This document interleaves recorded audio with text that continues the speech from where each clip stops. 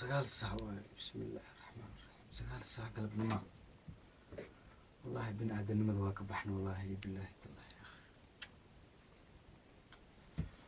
كان الصومالي ذان ما أغمي عي دبكن هيستي يا أخي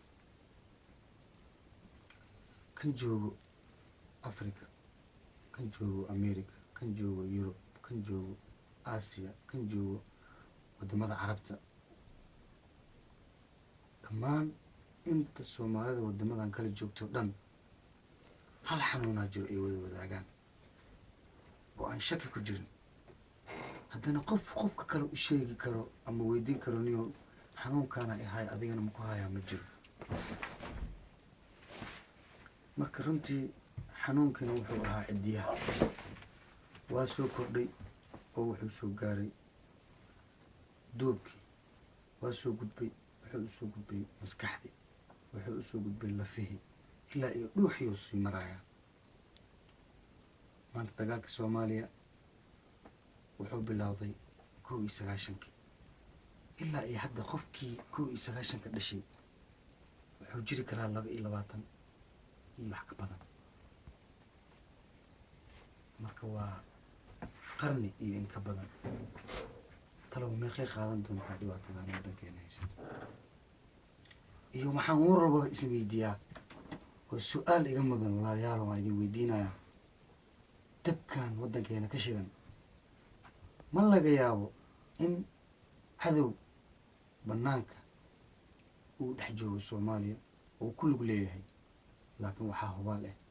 inuu adeegsanayo dad isku sheegaya inay soomaali yihiin laakiin aan soomaali ahayn waddankeena naga soo ceersaday naga soo bursaday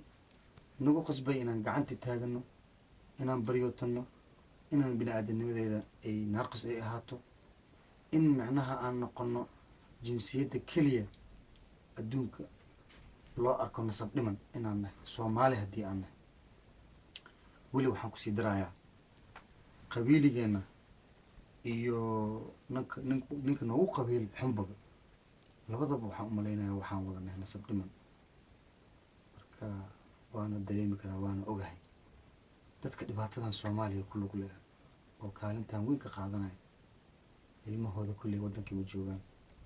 dibaddaas iyo meelahaasay ku haystaan ayagana waxaa hubaale inay baasaboorra caddaan ay haystaan bil walbana lacag yar loo soo diro laakiin talow ma isdhaheen lacagtan inay soconayso mana isdhaheen haddana soomaaliya iyo waxaan ay qaadanayaan in ay soomaaliya qiimo jaban tahay ma laga yaabaa marka wallaahi bilaahi waa su-aal da'weyno madaxa i dhaalisay iyo walaalayaalow waxaan idinka codsanayaa jawaabteeda si allaale sidii ay igu soo diri kartaan inay igu soo dirtaan sariirtan aan fuulo waxaan u saaranahay ama aan u fuulaa waxay tahay cudurkaygana wuxuu yahay dalkayga horaa u baahanay waana mahadsantiin